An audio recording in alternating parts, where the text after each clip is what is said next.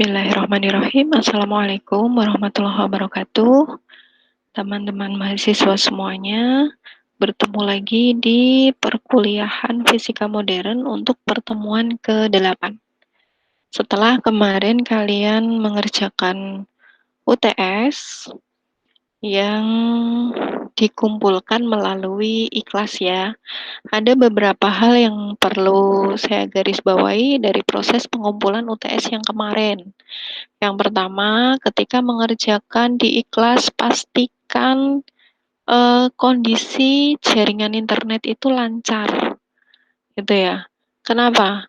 Karena kalau tidak lancar kan percuma kalian bisa mengerjakan, tapi hasilnya tidak dapat direkam, tidak dapat disubmit ke ikhlas, gitu. Jadi besok ketika UASnya nanti esai. Kalau nggak esai ya pilihan ganda ya. Kalau misalnya esai ya sekitar 4 sampai 5 soal, kalau misalnya pilihan ganda ya sekitar 10 sampai 15 soal saja. Nanti tetap kita akan gunakan ikhlas di UASnya. Mekanismenya sama, tapi bukan dalam bentuk link lagi ya, karena kalian akan mengerjakan soal seperti biasanya, mirip-mirip seperti mengerjakan soal di Google Classroom. Nah, seperti itu, hampir sama seperti itu. Kalian hanya bisa mengerjakan satu kali loh, tidak bisa diulang. Jadi pastikan kondisi internetnya. Kalau menurut saya yang terpenting sepertinya itu, selain kalian belajar dan menguasai materi, pastikan kondisi internetnya itu bagus, sinyalnya bagus. Nah, soal untuk UAS nanti insya Allah akan saya ambil dari materi yang akan kita diskusikan dari pertemuan ke-8 sampai dengan nanti ke-13. Jadi pastikan kalian memahami seluruh materinya, pastikan kalian menguasai materinya. Itu. Nah, baik. Kita akan mulai dengan materi ke-8 ini ya. Materi ke-8 ini tentang pengantar teori kuantum atom sih. Ini sebagiannya sudah kalian pelajari kemarin di pertemuan ke-5 dan 6 itu, cuman sebagian saya ulang di sini untuk lebih memahamkan lagi, sekaligus juga biar ada beberapa materi yang kemarin terlewat, ini saya ulang kembali gitu. Dan untuk kali ini saya berikan kalian referensi yang berbeda. Kalau kemarin dari Prof. Mikra, maka sekarang kalian saya berikan yang berbahasa Inggris, nggak apa-apa ya. Ini dari Gian Koli. Gitu, materi dari Gian Koli. Nggak perlu risau dengan bahasa Inggris karena kalian bisa akses Google Translate. Kemudian juga ini kan pelajaran mata kuliah fisika ya. Fisika itu nggak terlalu ngeh dengan translate Inggrisnya, tetapi kalian bisa melihat rumus-rumus dan angka-angka yang ada di sana. Enaknya seperti itu. Cuman kalau untuk fisika modern ini memang masih harus menggunakan terjemahan selain pemahamannya, maksud saya pemahamannya masih sangat diperlukan juga. Tapi ini saya coba bantulah. Kalau misalnya nanti dari yang saya jelaskan ini masih kurang jelas itu setelah kalian baca lagi loh ya, bukan hanya dari penjelasan saya terus kalian nggak pahami lagi lebih detail ya pasti hanya sedikit yang kalian dapatkan karena waktu kita lumayan terbatas kan. Oke, kita langsung masuk aja pada materinya. Ini nanti di bab ini nanti akan saya bagi dua. Untuk yang pertemuan ke-8 ini, fokus kita hanya sampai dualisme gelombang partikel. Kemudian selebihnya akan kita bahas di pertemuan ke-9. 9 gitu. Oke, kita mulai pembahasannya dari ini sudah saya beri tanda, yang kuning-kuning ini artinya penting. Pembahasan kita tentang pengantar teori kuantum, dalam hal ini kuantum atom, kan dimulai dari atom. Seperti yang kemarin sudah kita bahas, itu dimulai dari ditemukannya sinar katoda. Kenapa begitu? Dengan ditemukannya sinar katoda, ini kemudian ditemukan juga elektron. Oleh siapa? Oleh Thomson ya. Thomson ini dia belum berhasil menemukan massa dan muatan elektron sih, tapi dia bisa menemukan perbandingan antara besarnya muatan dan massa dari elektron. Ini sudah luar biasa. Nah, kemudian setelah penemuan Thomson ini, kemudian ada lagi penemuan, dilanjutkan dengan penemuan dari Millikan. Nah, Millikan ini akhirnya bisa atau berhasil menemukan besarnya muatan dari elektron itu sebesar 1,6 kali 10 pangkat minus 19 kolom, dan masanya adalah 9,11 kali 10 pangkat minus 31 kilogram. Kecil sekali ya. Bayangin, ini kalau kita lihat dengan mata itu nggak ketok. Wah, ini pangkatnya itu ada minus 31 ya, 0,0000 sampai 31. Jadi kecil sekali ya. Nah, pastinya kita tidak bisa lihat secara langsung, tetapi dengan percobaan Millikan dan Thomson tadi, ilmuwan-ilmuwan tersebut mampu menemukan. Walaupun tak kasat mata gitu ya, tapi hasil energinya itu bisa terlihat. Nah, itu pengantar yang pertama dari ditemukannya oleh elektron oleh Thomson dan Millikan tadi. Kemudian pengantar yang kedua itu adanya hipotesis dari kuantum Planck dan radiasi benda hitam. Di radiasi benda hitam ini nanti ada hubungan antara temperatur atau suhu, ini ya, ada hubungan antara temperatur dengan suhu. That all objects emit radiation whose total intensity is proportional to the fourth power of the Kelvin. Jadi apa namanya, proporsional dengan proporsional dengan suhu pangkat 4 gitu ya. Nah, di sini kita lihat nanti lebih mudahnya kita amati dari gambar ini. Jadi seluruh benda itu sebenarnya dia mengemisikan, mengeluarkan radiasi gitu. Kemudian ketika dia dingin itu menyerap radiasi gitu. Jadi kalau panas mengemisikan, mengeluarkan radiasi, ketika dingin dia menyerap radiasi. Nah, gambarannya seperti ini.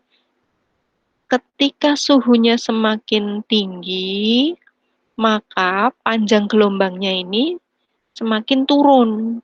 Nih, kalau suhunya 30, panjang gelombangnya segini. Tetapi kalau suhunya dinaikkan jadi 4.500, panjang gelombangnya jadi bergeser ke kiri.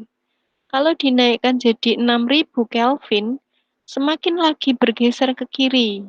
Nih, nah pergeseran inilah yang disebut atau dikenal dengan pergeseran Wien. Gitu. Pergeseran panjang gelombang. Nah, di pergeseran Wien ini bahwa hubungan antara suhu dan panjang gelombang itu konstan. Besarnya hasil kalinya adalah 2,9 kali 10 pangkat minus 3 meter Kelvin. Sehingga kalau suhunya diketahui, kita bisa mencari dong panjang gelombangnya berapa gitu ya. Ini ada contoh soalnya. Ini ada contoh, ini suhunya diketahui, panjang gelombangnya diketahui. Ya, berarti kita bisa tahu suhunya. Atau dibalik, suhunya tahu, kemudian suhunya tahu ini ya, suhunya tahu, ini tetapan tadi, maka panjang gelombangnya bisa kita ketahui.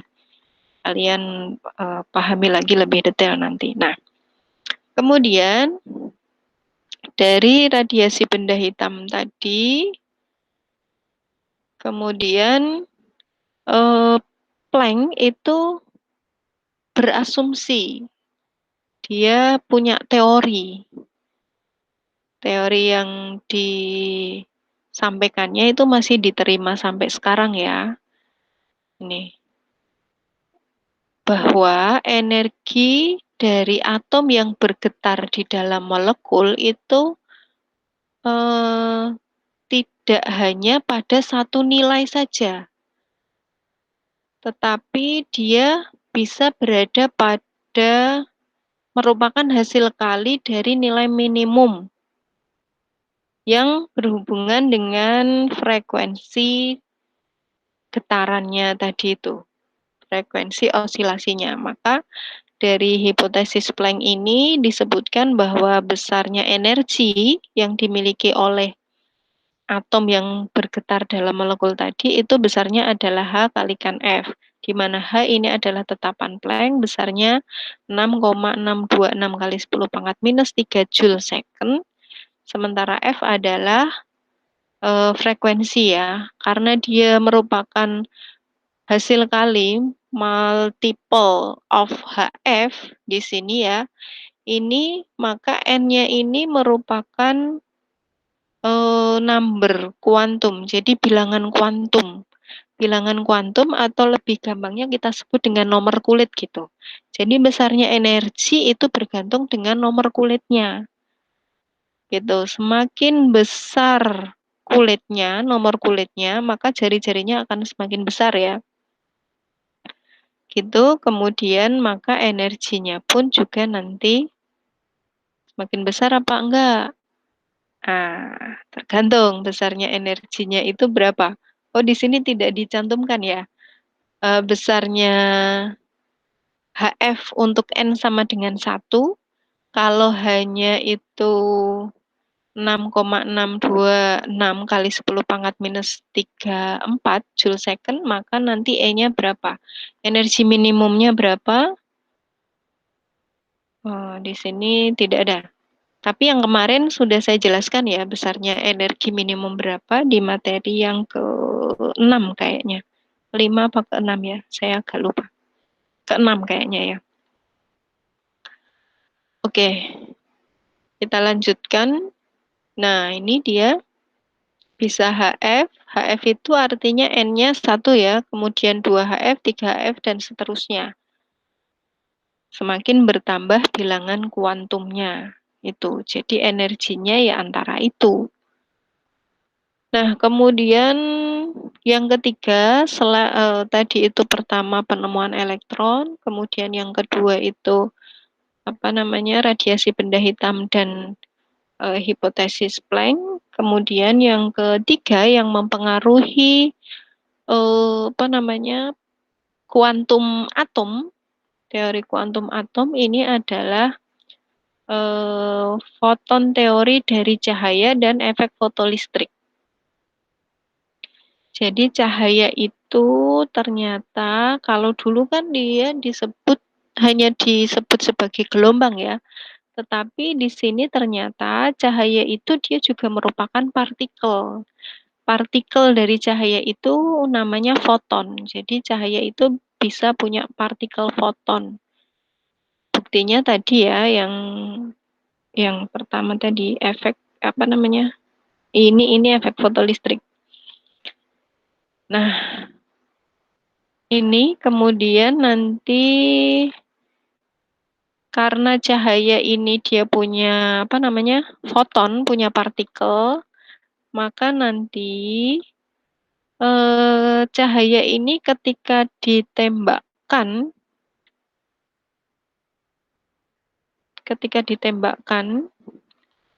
maka nanti um, dia akan bisa memberikan energi kepada yang ditembak itu. Kayak misalnya elektron gitu. Jadi dia bisa memisahkan elektron dari atomnya. Ketika energi yang diberikan oleh foton ini lebih besar daripada energi minimumnya. Kayaknya sudah saya jelaskan juga ya kemarin ya. Kalau energinya itu tidak lebih besar daripada energi minimum yang dimiliki oleh elektron, ya elektron itu tetap akan diam saja. Tetapi ketika energi yang diberikan oleh foton tadi lebih besar, maka eh, elektron itu akan lepas, akan bergerak. Ini energi, dia akan punya energi kinetik. Energi kinetik kan energi yang digunakan untuk bergerak. Persamaannya seperti ini. Contohnya mungkin ada. Nah, ini ada contohnya. Kalian pelajari lebih detail. Sudah ada jawabannya. Tinggal kalian latih saja. Nah, kemudian ini ada aplikasi efek fotolistrik. Kalian baca juga. Kemudian ada energi, massa, dan momentum dari foton. Ini yang keempat. Tadi yang ketiga efek fotolistrik atau kemampuan foton untuk melepaskan elektron gitu ya dari sebuah logam. Nah, sekarang energi, massa, dan momentum dari sebuah foton. Kalau dulu di mekanika kalian diperkenalkan bahwa momentum itu kan besarnya M kalikan V. Massa kalikan kecepatannya. Tetapi kalau di sini ternyata momentum itu tidak sama dengan M kali V, tetapi momentum adalah E per C, di mana E itu energi ya. E itu tadi kan HF, H tetapan Planck, kemudian F-nya adalah frekuensi dibagi dengan C, kecepatan cahaya, atau sama dengan H per lambda. H per lambda ini, kenapa H per lambda? Karena C per F C per F itu kan sama dengan lambda ya, lambda. Sehingga kalau misalnya F per C ya berarti seper lambda. Tuh, di sini ada contohnya. Ini kalau misalnya ditanya momentumnya, tinggal H per lambda saja. Bisa juga nanti ditanya force-nya, gayanya, dan seterusnya. Ini ada contoh di fotosintesis ya. Di fotosintesis itu melibatkan foton. Kenapa melibatkan foton? Kan fotosintesis itu kan perlu cahaya. Cahaya itu dia akan melepaskan foton, energi. Fotonnya itu punya energi, seperti yang tadi saya sampaikan. Kalau energinya itu besar, maka dia bisa melepaskan elektron. Nah, di sini foton itu nanti lebih diperlukan dalam bentuk energi, sehingga apa ya namanya, saya kok lupa, perubahan energi di apa namanya di fotosintesis ini. Kalau di sini lebih pada besarnya efisiensi ya. Nih, kalian baca lagi. Nah, selanjutnya ada yang namanya efek Compton, masih kelanjutan dari efek fotolistrik yang tadi itu. Ini kalau misalnya foton ini ditembakkan ke sebuah elektron. Jadi jika foton ini ditembakkan mengenai elektron, maka yang terjadi adalah foton tersebut akan memberikan energi kepada elektron, sehingga energi dari foton itu akan berkurang. Apa akibatnya? Akibatnya panjang gelombangnya akan berubah, sehingga dia akan berbelok gitu dengan sudut tertentu. Nah, sementara elektronnya ini dia ketambahan energi sehingga dia bisa bergerak. Kalau cukup ya energinya, kemungkinan cukup ya. Sehingga dia bisa bergerak dengan sudut tertentu. Nah, inilah yang namanya efek Compton. Ini sehingga panjang gelombang Pembelokannya itu bisa kita cari dengan persamaan ini. Tuh, contohnya sudah ada, kita bisa lihat sudut-sudutnya juga. Nah, kemudian masih berkaitan dengan foton lagi, ada foton interaction, jadi produksi pasangan. Di sini ada produksi pasangan, apa yang diproduksi? Jadi kalau foton itu berinteraksi dengan nukleus, maka foton itu bisa hilang. Foton ini bisa hilang dan berubah menjadi elektron positif dan elektron negatif. Elektron positif ini adalah positron. Gitu. Ini namanya produksi pasangan. Kan yang satu positif, yang satu negatif. Muatannya sama, hanya jenisnya yang beda. Mana ya? Nih. Nih, jenisnya aja yang beda. Masanya has the same mass and an electron. Positron itu masanya sama, tetapi muatannya berbeda. Jadi, kalau elektron itu negatif, kalau positron itu positif. Gitu.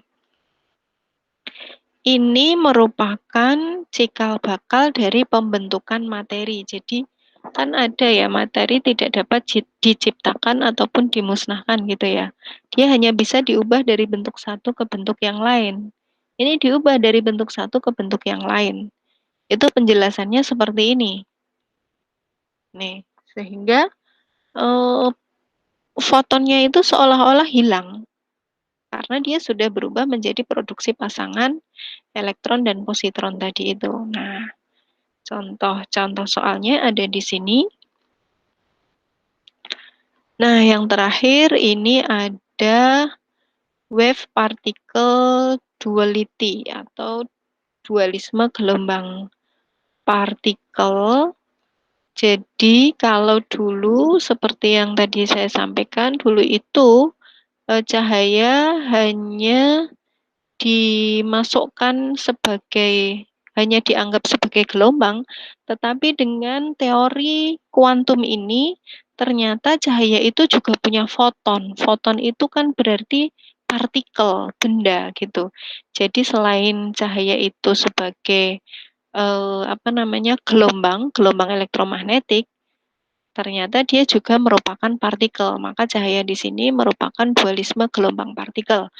Nah, yang perlu dipahami bahwa ketika kita mengukur gelombangnya dari cahaya itu, maka kita tidak bisa mengukur partikelnya. Begitu juga sebaliknya, ketika kita mengukur partikelnya, maka sulit bagi kita juga untuk mengukur gelombangnya gitu. Jadi memang dia dualisme, tetapi dalam pengukurannya itu akan ditampakkan kapan dia sebagai gelombang, kapan dia sebagai partikel gitu. Penjelasan lebih lanjutnya mungkin ada di nanti ya, di sini ya. Selanjutnya. Ini, oh masih ada ya? Masih ada lagi.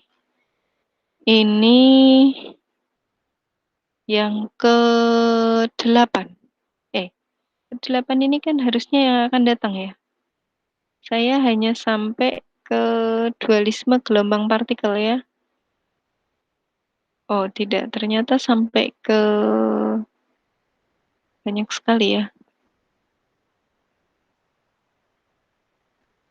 Ya, untuk yang ke-8 ini akan kita sambung pada pertemuan yang akan datang. Jadi kalian resapi dulu apa yang tadi sudah kita diskusikan. Pelajari lagi soal-soalnya. Sampai ketemu nilai segitu dari mana. Kemudian pahami juga konsep-konsep yang ada mulai dari penemuan elektron sampai dengan dualisme gelombang partikel. Mungkin untuk pertemuan hari ini kita cukupkan dulu. Sekian. Mohon maaf jika ada salah kata. Sekian. Assalamualaikum warahmatullahi wabarakatuh.